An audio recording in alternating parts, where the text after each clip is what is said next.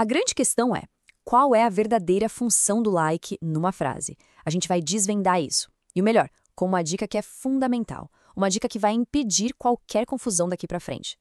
Ok, então vamos começar pelo mais familiar, né? Aquele uso do like que todo mundo conhece, o primeiro que se aprende, que é o like como verbo. Olha, a regra aqui é bem clara, não tem erro. Sempre que a palavra like vier logo depois de um sujeito, sabe? Tipo I, you, she, ela vai funcionar como o nosso verbo gostar. Simples assim.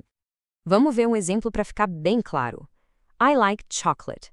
A estrutura aqui é super nítida, né? Primeiro o sujeito, I, e logo depois o verbo, like. A tradução, eu gosto de chocolate. Até aqui, tudo tranquilo, sem mistério nenhum, certo?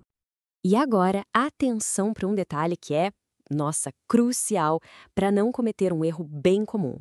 Em português, a gente fala eu gosto de alguma coisa. Tem esse de aí no meio. Em inglês, não tem. A preposição simplesmente não existe. É direto. I like chocolate. Parece uma coisinha boba, mas faz toda a diferença para soar mais natural. Muito bem, agora a gente vai entrar no ponto que realmente causa a confusão toda. O like tem uma segunda função, que é super comum e que não tem, assim, absolutamente nada a ver com gostar de alguma coisa. Funciona assim. Quando o like não é o verbo principal da frase, ele geralmente entra como uma preposição. E o papel dele? Fazer uma comparação. Nesses casos, o significado dele é como: Vamos analisar uma frase para entender isso na prática. I want to be like you. Pensa comigo. Se a gente tentasse traduzir like como gostar aqui, ficaria eu quero ser gostar você. Não faz sentido nenhum, né? O correto, claro, é a comparação. Eu quero ser como você. E o legal dessa comparação é que fica muito visual. A grande dica, a dica de ouro mesmo, é essa. Tem um sujeito tipo I, you, he, coladinho antes do like? Então significa gostar. Não tem?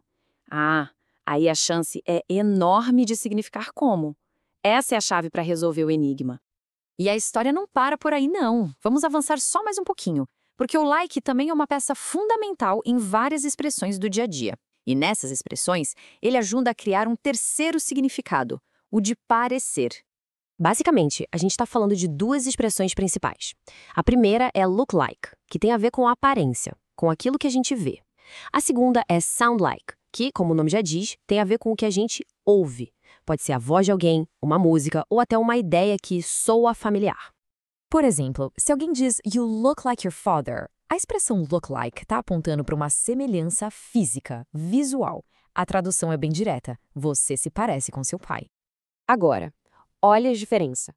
Se a frase for "You sound like your father", a expressão sound like muda completamente o sentido. A semelhança aqui não é na aparência, de jeito nenhum. É no jeito de falar, no tom de voz, talvez nas opiniões. A ideia é, você soa como seu pai. Para isso ficar ainda mais claro, vamos usar um exemplo bem prático, do nosso dia a dia falando sobre o tempo, sobre o clima. Isso vai ilustrar perfeitamente a diferença entre os dois. E olha só como isso ilustra bem a diferença na prática. Imagina que alguém olha pela janela e vê o céu cheio de nuvens escuras. A percepção é visual, certo? Então se diz, it looks like it's going to rain. Parece que vai chover. Agora, se a pessoa está dentro de casa e ouve um trovão bem alto, a percepção é auditiva. Aí a frase muda. It sounds like it's going to rain. Certo. Então, vamos juntar todas as peças desse quebra-cabeça e fazer aquela revisão rápida, só para garantir que a ideia ficou bem consolidada. Então, o ponto crucial é este. É o grande segredo para decifrar o like. Olhe sempre para o que vem antes dele. É a palavra que vem antes que vai dizer se a gente está falando de um gosto, de uma comparação ou de uma aparência, seja ela visual ou sonora. E para a gente terminar, fica aqui uma reflexão.